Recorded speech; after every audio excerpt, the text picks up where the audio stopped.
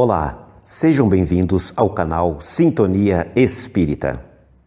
O espírito recém-desencarnado assiste ao próprio velório? Qual deve ser o comportamento das pessoas durante o ritual de passagem? E a cremação? Quais as consequências dela para o desencarnante? Esta e outras questões serão respondidas pelo expositor Raul Teixeira neste vídeo.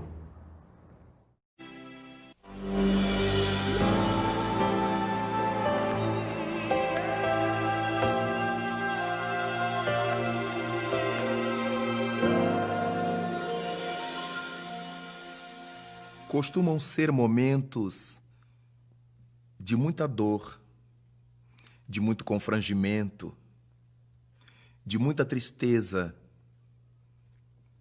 Aquele quando temos que velar os corpos dos nossos seres queridos, corpos de amigos nossos, ou daqueles que, sendo vinculados a amigos nossos, nos achamos no dever moral de compartilhar-lhes o sofrimento, a saudade, e comparecemos para as nossas condolências, nosso abraço de fraternidade, nossas palavras de carinho, de conforto.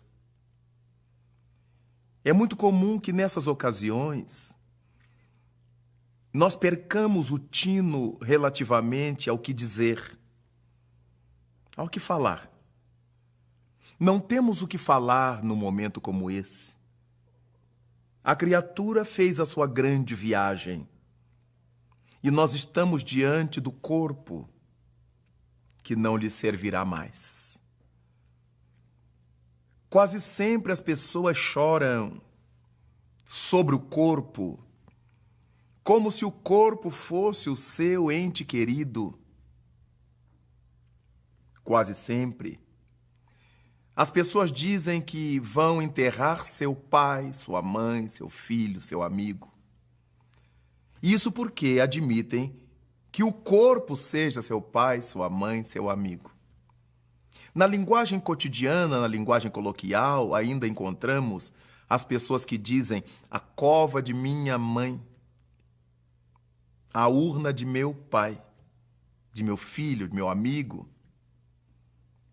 Verificamos com isso que, de fato, ainda se alimenta a ideia de que o nosso ser querido é aquele corpo, que o nosso ser querido seja aquele resto mortal que jaz sobre a lápide ou sobre a mesa mortuária. Não é bem assim. Ali estão, no esquife, na urna, no caixão, os corpos que serviram aos nossos seres queridos. Estamos ali para prestar homenagem a esses despojos que representam a nossa visão, aqueles aos quais amamos. Minha mãe não está mais naquele corpo. Meu pai, meu filho, meu irmão, meu amigo não se acham naquele corpo que está diante de nossa observação. Ali se acha a gaiola vazia, de onde a ave luminosa já se ergueu, já se libertou, já se foi. Por causa disto, há que se pensar em alguns cuidados durante os velórios, durante essas ocorrências nas quais estamos prestando homenagens póstumas aos nossos entes queridos, familiares ou amigos, que já demandaram a vida além do corpo. Para muita gente, os velórios são ocasiões para encontrar amigos. Aqueles amigos que a gente não encontra nunca, não vê jamais, todos encontramos nos velórios. Para muita gente é ocasião de se ver a família, porque vem gente de todo lugar, de longes terras, para prestar a derradeira homenagem ao ser querido trespassado. Para muita gente é a ocasião de contar as piadas, as últimas. Mas para muitos outros, aquele é um local de desdita, de sofrimentos atrozes, de amarguras mortais. Há indivíduos que rogam naquele momento de desespero ao seu falecido que o leve junto, que eles não vão suportar a dor da saudade. E quase nunca essas pessoas se dão conta de que o morto não está morto. Estamos prestando culto ao corpo que um dia ele utilizou.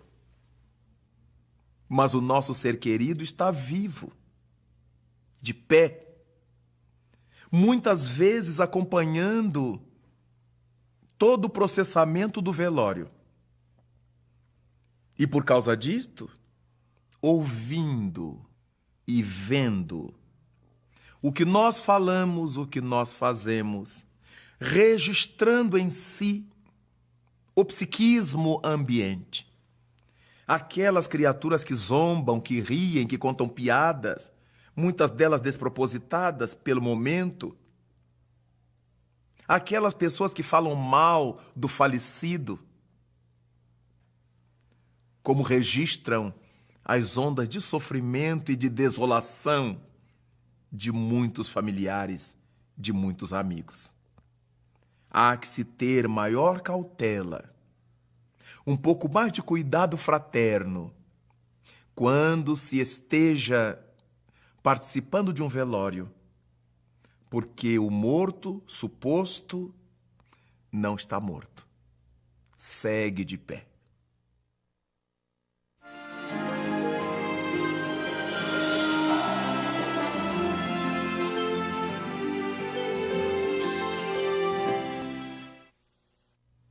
Entendendo-se que o nosso ente querido, que o falecido, não desapareceu, não está morto de fato, mas que apenas está desencarnado, fora do corpo, sem ter mais acesso a ele, caberia a todos aqueles que vamos ao velório ter uma atitude de respeito para com o falecido, para com seus familiares.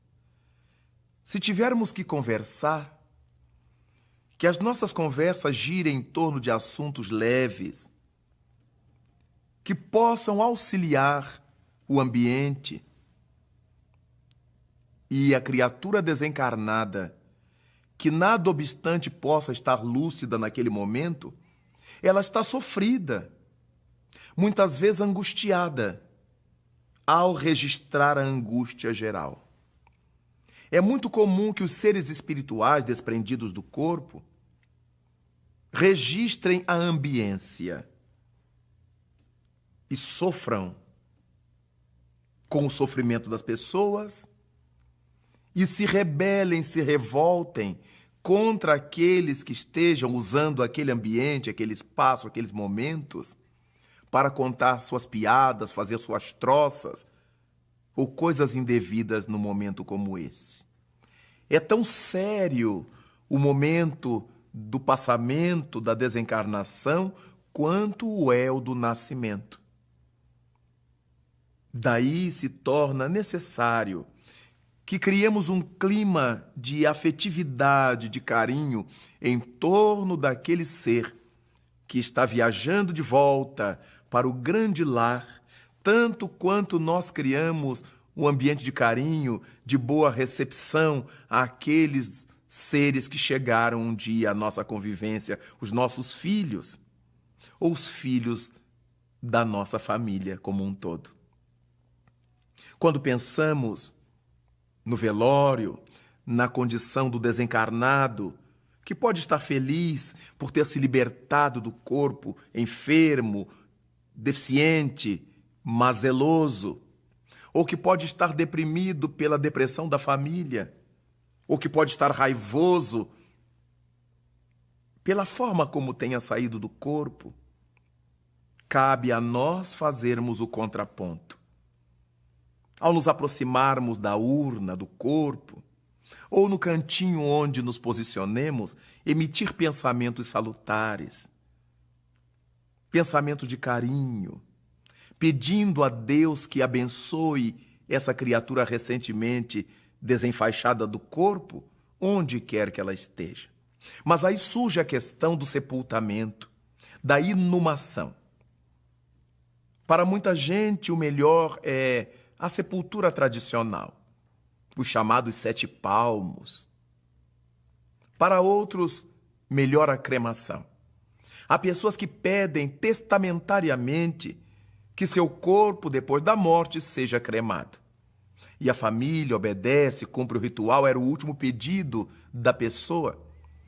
E vale a pena nós verificarmos que a cremação deveria ser feita um pouco mais de tempo depois, se esperar um pouco mais de tempo depois, para que o espírito desencarnado tivesse tempo de se aclimatar, de se acostumar a esse estado de desprendimento definitivo e não sofresse tanto com o processo crematório. É muito comum que 24 horas depois, a criatura desencarnada ainda esteja muito ligada mentalmente ao corpo que acabou de deixar. É como se nós tirássemos uma roupa pesada que usamos durante muito tempo e durante algum tempo persistíssemos com a sensação de que ainda a carregamos sobre o corpo. Imaginemos viver o tempo que vivemos no corpo físico, depois ficamos com a sensação de que carregamos esse corpo conosco. A cremação é uma medida higiênica por excelência. Facilitará muito no futuro a vida das comunidades. Nada obstante, propõe os amigos espirituais que se poderia esperar 72 horas para evitar qualquer choque, qualquer traumatismo sobre o espírito desencarnado, com a reverberação da cremação sobre o seu corpo. O mesmo raciocínio poderíamos usar para o sepultamento tradicional. O espírito que se acha ligado ao corpo, mentalmente falando, psiquicamente falando, ele se sente sufocar quando o ataúde é fechado e o corpo baixa à sepultura. Quando dispõe de méritos espirituais, os benfeitores os libertam antes dessa cena. Mas a massa de nós todos, a média dos espíritos da Terra, não tem esse mérito e por isso costuma sofrer situações desagradáveis. Nos velórios, respeito. Na cremação, é um uso importantíssimo que precisaria apenas ser regulamentado de maneira diferente.